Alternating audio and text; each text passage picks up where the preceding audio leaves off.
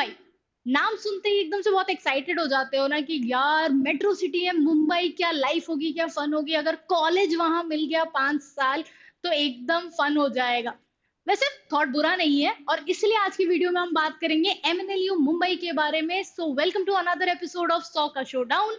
मैं हूं आपकी होस्ट और सीनियर मेंटर श्रुति शर्मा। ठीक है, सो वेस्ट नहीं करते हैं टाइम, इतने एक्साइटेड हो मुंबई को लेके तो सबसे पहले यही बात करते हैं कि भाई मुझे मुंबई के बारे में एग्जैक्टली exactly पता क्या क्या है। जो एक बेसिक नॉलेज है जो मुझे मुंबई के बारे में कहीं ना कहीं मिल जाएगी, that is first and foremost, Mumbai establish हुआ था 2014 में। ठीक है, बहुत ब्रांड न्यू है कंपैरेटिवली ड्यू हायर एनएलयूज जो अपन ने पहले डिस्कस किए हुए हैं, एनएलएसआईयू बैंगलोर, एनयूजेएस कोलकाता और भोपाल के कंपैरिजन में काफी ब्रांड न्यू है। पर अगर आप ओवरऑल रैंकिंग की बात देखो या फिर स्टूडेंट प्रेफरेंस और रिव्यू की बात देखो तो एमएनएलयू बहुत तेजी से ग्रो कर रहा है। ठीक है, एमएनएलयू स्पेशली मुंबई, क्योंकि इसमें दो और एमएनएलयू हैं महाराष्ट्र में, औरंगाबाद एंड नागपुर। इसमें कंपैरेटिवली एमएनएलयू काफी स्पीडीली ग्रो कर रहा है। बच्चे अभी भी फिफ्थ सिक्स सेवंथ प्रेफरेंस पे, that is an ideal preference, MNLU Mumbai को प्रेफर करते हैं ओवर एनी अदर एनएलयू। ठीक है, तो अभी आप लोगों की भी प्रेफरेंस लिस्ट ओपन हो गई होगी जो 23 के एस्पिरेंट्स है। तो आप भी अकॉर्डिंगली प्रेफरेंस लिस्ट भरना। अगर आपको कोई असिस्टेंस चाहिए तो आप एली के टेलीग्राम चैनल पे जा सकते हो, वहां पे प्रेफरेंस लिस्ट एक आइडियल कैसे दिखनी चाहिए वो अपलोडेड है, उसे डाउनलोड करना और सारी प्रेफरेंसेस अकॉर्डिंगली आप भर सकते हो। बिल्कुल बहुत ध्यान देना कि अगर प्रेफरेंस लिस्ट में कहीं ऊपर नीचे गड़बड़ हो गई तो अपग्रेडेशन प्रोसेस में अपने लिए प्रॉब्लम हो जाएगी, अपनी रैंक अटक जाएगी नीचे वाले एनएलयूज में अगर कहीं मैंने ऊपर नीचे बहुत ज्यादा शफल कर दिया तो इसलिए प्रेफरेंस लिस्ट का बहुत ध्यान देना और उसमें एनएलयू मुंबई किस पे रखना है आपको उस लिस्ट में पता भी चल जाएगा। इसके अलावा लोकेशन मुंबई महाराष्ट्र है। एडमिशन प्रोसेस क्लैट, बहुत बेसिक, बहुत टाइम से सुनते आ रहे हैं, इसमें बहुत कुछ नया नहीं है अपने लिए। ठीक है, 45% for general PWD OBC category and 40% for ST SC category is the eligibility criteria. So the student who are yet to appear for their final examination, 12th का examination, ठीक है, आप लोग को ध्यान देना अगर इससे नीचे आपकी परसेंटेज आई तो आपका एडमिशन ऑन स्पॉट कैंसिल हो जाएगा। ठीक है, lastly there is no upper limit, आप कितने भी एज तक क्लैट के लिए या फिर लॉ के लिए तैयारी कर सकते हैं। ठीक है, let's move on to the next slide. See okay, what are the courses included here. ठीक है, थोड़ा सा डिटेल डिस्क्रिप्शन इधर दिया हुआ है। देखो, सबसे पहला कोर्स तो बीए एलएलबी है, बहुत जेनरिक कोर्स है, बहुत सारे ऑप्शन नहीं है। अगर आपने जीएनएलयू की पीपीटी देखी होगी, वहां पे स्लाइड शो की स्क्रीनशॉट ली होगी तो आपको एकदम से ध्यान आ जाएगा कि वहां पे 5 कोर्सेज थे। ठीक है, कुछ एनएलयूज हैं जो बीए के साथ में बीबीए बीकॉम भी देते हैं, बट यहाँ पे सिर्फ बीए एलएलबी है। And to be very frank, BA LLB mostly preferred course में से एक आता है। तो जब आप भी अपनी प्रेफरेंसेस भर रहे होंगे तो कोशिश करना बीएलएलबी की कोर्सेज को ऊपर रखो, वो बहुत जनरल नॉलेज पे बेस होता है, बहुत इजीली आप नेविगेट कर सकते हो उन कोर्सेज के थ्रू। ठीक है, इसके अलावा एलएलएम रेगुलर है, एलएलएम प्रोफेशनल है, LLM in investment in security law है which is an association with the national institute of security management. ठीक है, MA in mediation, PhD in law, and certain PG diploma courses along with other short courses and diplomas भी MNLU Mumbai देता है। So there are multiple options even for the students who are not interested in going for masters later on. They want to have a PG diploma course done or a diploma course done. MNLU is a good option to go forward with. ठीक है, moving ahead, अब कौन सी ऐसी चीजें हैं जो infrastructure के बारे में आपको पता होनी चाहिए। And to be very frank, सबसे प्रोमिनेंट चीज तो ये है कि एमएनएलयू का अभी खुद का कोई कैंपस नहीं है, अभी वो रेंटेड बिल्डिंग्स में क्लासेस और हॉस्टल चला रहा है। उसका सिंपल सा रीजन इतना है कि बहुत ब्रांड न्यू है, एकदम से बिल्डिंग खड़ी करना बहुत मुश्किल होता है। जैसे अगर आपने अभी रिसेंट एनएलयू के बारे में सुना होगा, एनएलयू त्रिपुरा, वो भी अपनी क्लासेस त्रिपुरा जुडिशियल एकेडमी में चलाता है।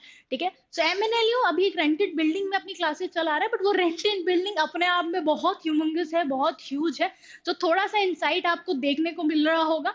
एमटीएनएल की बिल्डिंग है, बहुत पॉश एरिया में लोकेटेड है पवई के एमएनएलयू, थोड़ा आउटस्कर्ट्स में जाके जरूर है, बट आपको आसपास सारे कोवर्टेड स्पेस मिल जाएंगे और सारी एमिनिटीज आसपास ही, फैसिलिटीज आसपास ही मिल जाएंगी, तो बहुत ज्यादा ट्रैवल नहीं करना है आपको। प्लस मुंबई का बेनिफिट तो अपन को मिल ही रहा है। 60 एकड़ का कैंपस है जिसमें इन्होंने मूट कोर्ट कंपटीशन के लिए hall, conference hall, mediation competition के लिए एक proper centre, clinics, civil aid के लिए, लीगल सर्विस एड के लिए, इंटर्नशिप सेल, प्लेसमेंट सेल के लिए particular room, auditoriums and other amenities, medical centres वगैरह ऐड किए हुए हैं ऑलरेडी। इसके अलावा रेजिडेंशियल ब्लॉक जो है वो अगेन एक रेंटेड बिल्डिंग में ही चल रहा है, ठीक है। तो जो टेलीकम्युनिकेशन ट्रेनिंग सेंटर है एमटीएनएल का, उसी के इंटरनेशनल हॉस्टल्स लोकेटेड है, उसी हॉस्टल्स में एमएनएलयू के बच्चे भी स्टे करते हैं। तो अभी खुद का कुछ नहीं है, but yes they have promised that they are coming up with a very huge and humongous campus in any time soon. तो जो कॉलेज में अभी जा रहे हैं शायद उनको रेंटेड बिल्डिंग में जरूर पढ़ना पड़े, पर आने वाले कुछ बैचेस खुद की बिल्डिंग्स में भी पढ़े जाएंगे, ठीक है। सो इन सब चीजों का अपन ध्यान रखते हैं। इसके अलावा बहुत बेसिक है यार कि 500 प्लस लोगों की, 2000 प्लस लोगों की सिटिंग है, that is very basic amenity. आज के टाइम पे एनएलयू में इतने बच्चे जाते हैं, हर बैच पे अराउंड अगर 150 बच्चा भी है तो भी आपको कितने बच्चों को केटर करना पड़ेगा, उसके हिसाब से ही एनएलयू की बिल्डिंग बनाई जाती है, ठीक है। सो बहुत ही मंगस कैंपस है। Moving ahead, you can just see some pictures right behind me. I'll give you a little space as well. आप थोड़ा बहुत भी गूगल करेंगे उसके बारे में तो भी आपको वीडियोस वगैरह भी बहुत मिल जाएंगे कैंपस के। So just go through it before hand, because कुछ लोगों को बहुत टॉप नॉच प्रायोरिटी होती है कि यार कैंपस बहुत अच्छा होना चाहिए, तो उसके लिए आप ये चीजें ध्यान में रख सकते हो। So you can see classroom, computer room, library and मोट कोर्ट की कुछ फोटोज यहाँ पे दी गई है। मूविंग अहेड, हॉस्टल अकोमोडेशन पे मैं ऑलरेडी बात कर चुकी हूँ कि रेंटेड बिल्डिंग में चलता है, although fully furnished hostel room है, ठीक है। बहुत एक्सेसिबिलिटी है, मतलब ऐसा नहीं है कि आपकी यूनिवर्सिटी की बिल्डिंग एक जगह और हॉस्टल बहुत दूर जाके कहीं उन्होंने रेंट किया हुआ है। वहीं पवई में ही हॉस्टल बिल्डिंग के बहुत विसिनिटी में ही कैंपस बिल्डिंग भी है। Residential block includes fully furnished and spacious double seater hostels, मतलब आपको डबल शेयरिंग में हॉस्टल्स मिलेंगे यहाँ पे।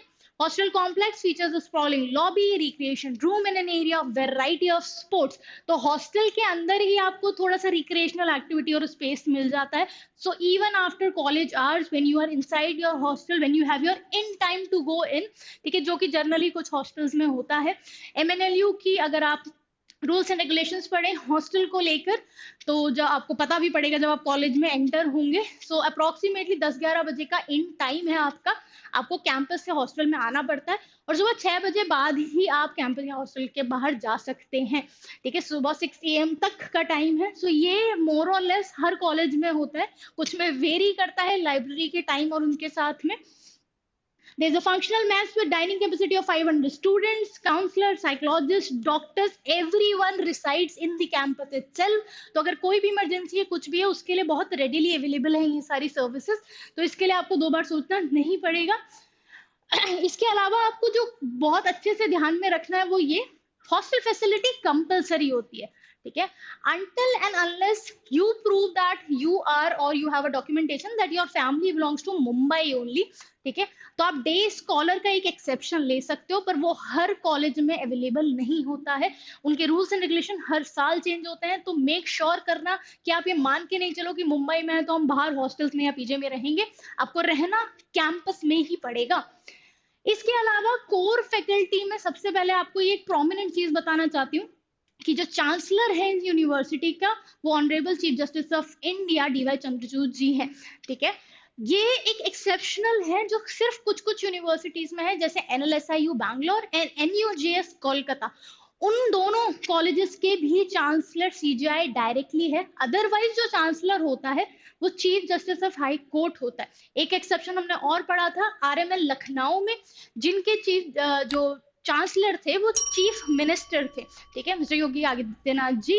सो ये कुछ एक्सेप्शंस हैं जो परम्यूटेशन कॉम्बिनेशन कॉलेज कभी कभार लगा देता है। तो अगर आपसे कोई पूछे कि भाई आपका चांसलर कौन है MNLU मुंबई में, तो आप प्राउडली बोल सकते हो that is CJI of India. Chief justice of high court जो है वो प्रो चांसलर हैं, उनको भी पोजीशन दी गई है। उसके अलावा जो कोर फैकल्टी है, वाइस चांसलर हैं दिलीप UKG एंड रजिस्ट्रार है अनिल वेरा, ओके। इसके अलावा IPR चेयर प्रोफेसर है वीएम धुमाने। आईपीआर चेयर इनकी बेसिकली एक सेंटर है, एक क्लब है, एक पब्लिक है जो कि आईपीआर के मैटर में बच्चों को आगे के आगे कुछ प्रोडक्टिव करने के लिए सपोर्ट करते हैं। ठीक है, तो आईपीआर चेयर इज बेसिकली किसी भी तरीके का आपका आईपीआर रिलेटेड अगर कोई भी कंपटीशन हो रहा है या फिर कोई भी इंटरनेशनल कंपटीशन, नेशनल कंपटीशन हो रहा है, तो he is the person concern जिनके पास में आपको जाना है कोई भी इशू लेकर। Okay, moving ahead, there are certain other faculty as well, management as well, तो उनका थोड़ा बहुत ध्यान रखना कि ऐसा नहीं हो कि आप इन्हीं लोगों को ढूंढते रहो, या ऐसा नहीं है कि भाई यही है जो करता करता है, नहीं। There are pool of very experience faculty in MNLU. बच्चों के जिस तरीके से रिव्यू आए हैं, फैकल्टी पूल एमएनएलयू का काफी अच्छा है। ठीक है, किसी और को कोई और शाउट आउट देना है किसी फैकल्टी को, तो जरूर कमेंट बॉक्स में लिख के बताना कि हाँ ये एक पर्टिकुलर फैकल्टी है जो कि आपको बहुत ज्यादा हेल्प कर सकते हैं जब आप एनएलयू में जाए। अब बात करते हैं सीट्स पे, जहां से पूरी कहानी आके अटक जाती है कि भाई हमें अगर जाना है तो हमें मिलेगा कैसे एनएलयू, या कितने बच्चों को एमएनएलयू मिल सकता है। अब एमएनएलयू की अगर अपन बात करें तो दो बाइफरकेशन किए गए। अराउंड 100 सीट्स हैं बीएलएलबी के लिए, जिसमें ऑल इंडिया जनरल कैटेगरी की कुछ सीट्स हैं और उसके बाद महाराष्ट्र रिजर्व कैटेगरी की कुछ सीट है। अब यहाँ पे थोड़ा सा अप एंड डाउन है। एमएनएलयू मुंबई में ऑल इंडिया कैटेगरी में 37 सीट्स है। नाउ इररिस्पेक्टिव आप एसटी हो, एससी हो, ईडब्ल्यूएस हो, ओबीसी कैटेगरी हो या किसी और कैटेगरी में भी बिलोंग कर रहे हो, ये 37 सीट्स में ही आप ऑल इंडिया लेवल पे आओगे। अगर आपको रिजर्वेशन लेना है एसटी, एससी या अदर बैकवर्ड क्लासेस का, तो आपको महाराष्ट्र रिजर्वेशन कैटेगरी में आना पड़ेगा। आपको महाराष्ट्र का डोमिसाइल होना बहुत जरूरी है। ये एक प्रोमिनेंट चीज हमने आरएमएल के वीडियो में भी देखी थी कि वहां पे सिर्फ यूपी के लोगों को रिजर्वेशन मिलता है, वैसे ही महाराष्ट्र में सिर्फ महाराष्ट्र के लोगों को ही रिजर्वेशन मिलता है। सो अराउंड 63 सीट्स है महाराष्ट्र स्टेट रिजर्वेशन कैटेगरी की। आप देख सकते हो इसमें बाइफरकेशन किस तरीके से है। एससी कैटेगरी की अराउंड 13 सीट्स है, एसटी कैटेगरी की अराउंड 7 सीट है। तो ये 20 सीट एसटी एससी कैटेगरी की है। इसके अलावा बाकी के जितने भी आपके डी नोटिफाइड ट्राइब्स हैं, अदर बैकवर्ड क्लासेस हैं, इकोनॉमिकली वीकर सेक्शंस हैं, उनके बाइफरकेशन आगे दिए हुए हैं। ठीक है, सो आप ये मानो कि 100 सीट्स है जिसमें 37 ऑल इंडिया कैटेगरी की है, उसमें सब आ गया। अगर आप ऑल इंडिया कैटेगरी पे ओबीसी डब्ल्यूएस कैटेगरी को, आपको यहीं पे सीट मिलेगी उस 37 के अंदर ही। आपको यहाँ पे जर्नल से ही फाइट करना पड़ेगा। सेकेंड, 63 सीट जो हैं वो बाकी सारी रिजर्व कैटेगरी के लिए अलोकेटेड है, पर वो बहुत फिक्स अमाउंट में अलोकेटेड है और वो सिर्फ और सिर्फ महाराष्ट्र डोमिसाइल कैंडिडेट्स को ही मिलेगी, जनरल कैटेगरी में नहीं। सो ये कुछ सीटें हैं अगर आप इसमें बिलोंग करते हो। अब ये nomadic try A B C D में कौन सी कैटेगरी के लोग हैं, उनके सर्टिफिकेशन पे ये लिखा होता है। तो जब भी आपने फॉर्म भरा होगा, आपने जो सर्टिफिकेट अपलोड किया होगा या फिर एडमिशन के टाइम पे जो सर्टिफिकेट मांगा जाएगा, ये बहुत इंपॉर्टेंट होगा बताना कि आप नॉमेडिक ट्राइब ए में, बी में, सी में बिलोंग करते हो कि नहीं। इन चीजों का खास ध्यान रखना। किसी भी रिजर्व कैटेगरी का अगर आप अप्लाई कर रहे हो तो उसका सर्टिफिकेट आपके पास होना चाहिए। अगर वो सर्टिफिकेट नहीं है तो आपका admission on the spot cancel हो सकता है। इसके अलावा ईडब्ल्यूएस कैटेगरी तक अराउंड 10 कुछ सीटें हैं जो कि एमएनएलयू देता है, पर again repeating for the sake of it, सिर्फ डोमिसाइल कैटेगरी के लिए है। तो महाराष्ट्र वाले बच्चों के लिए it's very good news that you have separate 63 seats reserved for you, but for all India general category आप लोगों के लिए सीट्स बाइफरकेशन नहीं है। Okay, moving ahead, cut off और स्कोर्स की बात करते हैं कि भाई कितने पे एमएनएलयू मिल सकता है। ठीक है, क्योंकि बहुत रिसेंटली पास आउट है, बहुत सारे बैचेस भी एमएनएलयू में अभी निकले नहीं है। 2021-22 की कट ऑफ पे थोड़ा सा एनालाइज करके देखते हैं। तो क्योंकि सीट्स बहुत लिमिटेड है, जनरल कैटेगरी की कट ऑफ बहुत हाई जाती है। ठीक है, आप देखो इतना नया एनएलयू है, फिर भी जनरल की कट ऑफ अराउंड 558 रैंक पे बंद हो जाती है। मतलब आप देख रहे हैं कि top 500 students rather than going to any other NLU prefer करते हैं कि भाई हम एमएनएलयू मुंबई ही चला जाए। ठीक है, और score somewhere lies between 82 to 89, तो 89-90 के आसपास it's a good safe score अगर आपको टॉप 5-6 एनएलयू में जाना है। इट्स अ सेफ स्कोर अगर आपको एमएनएलयू में जाना है तो। इसके अलावा एससी, एसटी, ईडब्ल्यूएस कैटेगरी जितनी भी दी गई है ये महाराष्ट्र डोमिसाइल को ध्यान में रखते हुए दी गई है। ठीक है, सो अप्रोक्सीमेटली 13,000, 10,000, 16,000, मतलब अब 10 से लेके 15,000 के बीच का रैंक वेरी करता है। 40-50 नंबर पे एससी कैटेगरी को मिल जाएगा। एसटी कैटेगरी के लिए 49,000, 44,000, 43,000। I know that might sound थोड़ा सा bias for other people, but this is how the things work in terms of reservation. So approximately 9, 10, 12 number पे भी आपको एससी कैटेगरी पे मिल जाता है। ठीक है। ईडब्ल्यूएस कैटेगरी 2020 में थी नहीं, 2021 और 2 में स्टार्ट हुई है। ये रैंकिंग 4,000, 5,000 तक वेरी करती है। ओबीसी में अगेन 5,000 से लेके 10,000 तक का एक पूल है। लेवल ऑफ डिफिकल्टी के हिसाब से रैंक वेरी करती है। ठीक है।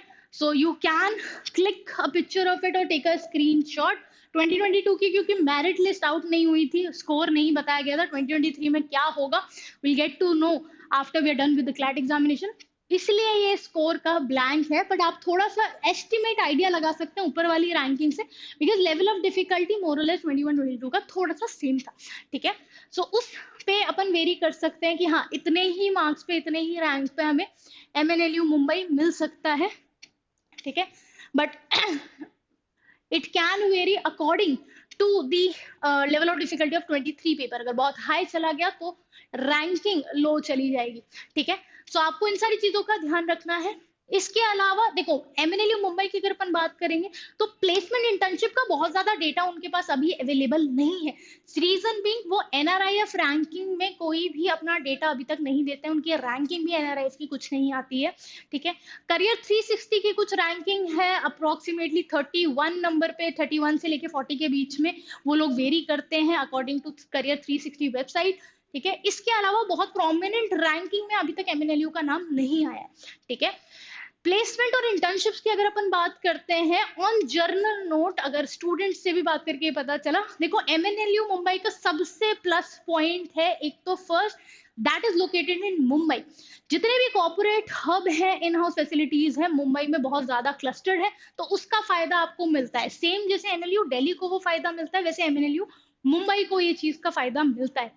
ठीक है। तो उन terms of placement even if in house placement नहीं है, इंटर्नशिप सेल का कोई डेटा अपने पास अवेलेबल नहीं है, तो आप ये चीज एक अपर एज दे सकती है कि भाई मुंबई में हो, खुद करके भी इंटर्नशिप्स एंड प्लेसमेंट्स आपके लिए बहुत प्रॉफिटेबल होंगे। आपको कहीं बाहर बहुत ज्यादा नहीं जाना पड़ेगा, सब मुंबई आते हैं, आप ऑलरेडी मुंबई में ही होगे।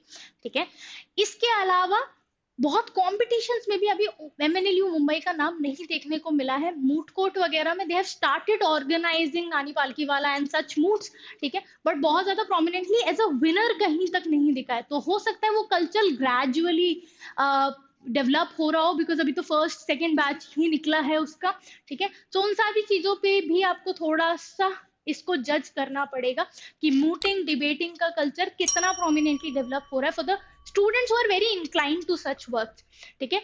इसके अलावा एक बहुत यूनिक चीज जो मुझे पता चली है एमएनएलयू के बारे में, वो ये they have equal opportunity cell amongst the students. एक student oriented equal opportunity cell है। वो इक्वल अपॉर्चुनिटी सेल सिर्फ ये इंश्योर करती है कि जो एससी एसटी ओबीसी कैटेगरी के बच्चे हैं उनको इक्वल अपॉर्चुनिटी दी जाए in comparison to general category. ऐसा बहुत ज्यादा सुपरसीड ना कर दे जनरल कैटेगरी, वो इक्वल अपॉर्चुनिटी सेल इंश्योर करती है। इसके अलावा मीडिएशन बॉम्बे करके उनका कंपटीशन होता है जो कि कंप्लीटली सिर्फ मीडिएशन पे है। ठीक है। mediation is one kind of ADR, alternative dispute resolution. It's a very good growing field. So the students who are not inclined toward litigation या any in-house or corporate culture या फिर उनको judiciary वगैरह में नहीं जाना है, mediation या arbitration can be one of your calling. ठीक है। तो उसको कॉलेज में जाके एक्सप्लोर जरूर करना, ट्राई जरूर करना। इसके अलावा कुछ FAQs हैं जो कि बच्चे पूछते हैं एमएनएलयू के बारे में, so let's just go through that. How students spend their first year in MNLU?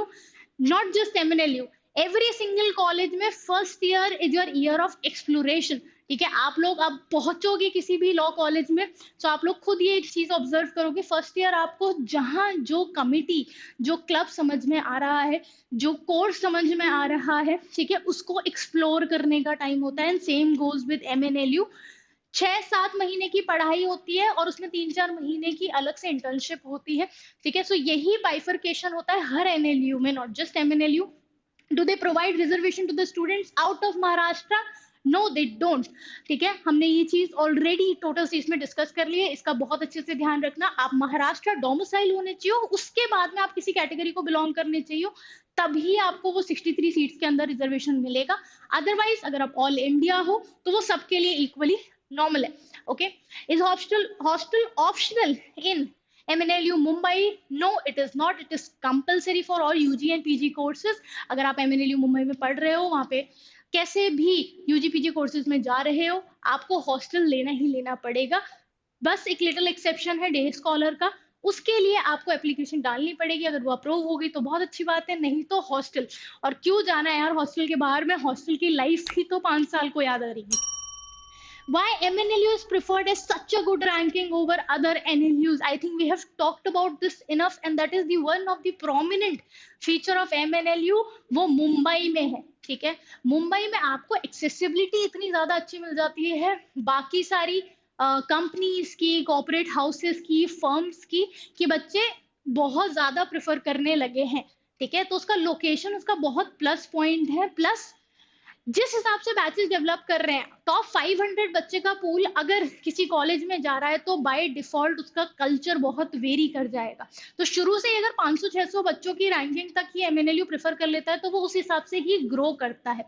ठीक है, सो इन सारी चीजों को ध्यान में रखते हुए ही MNLU मुंबई को बहुत हायर रैंकिंग पे रखा जाता है प्रेफरेंस में। तो जब आप भी रखो तो इन चीजों का बहुत अच्छे से ध्यान रखना।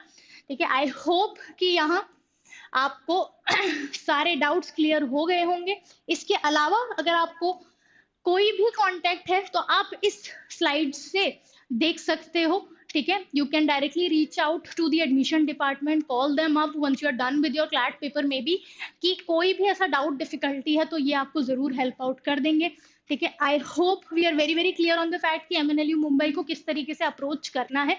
अगर आपको MNLU मुंबई से रिलेटेड कोई भी और डाउट है, ठीक है, या फिर कोई भी ऐसा पॉइंट है जो आपको लग रहा है कि हमने अपनी स्लाइड में मिस कर दिया है, या फिर आप MNLU मुंबई में ऑलरेडी पढ़ रहे हो तो आपको ऐसा लगता है कि कुछ प्रोज एंड कॉन्स हैं जो कि बाकी क्लैट एस्पिरेंट्स को पता होने चाहिए, तो हमें कमेंट बॉक्स में जरूर बताना, और ये भी बताना कि नेक्स्ट वीडियो किसका आना चाहिए या किस कॉलेज के बारे में आपको पता चलेगा। Go through all the videos of soccer showdown before you fill your preference list, ताकि आप एक अच्छा डिसीजन ले सके। Thank you so much.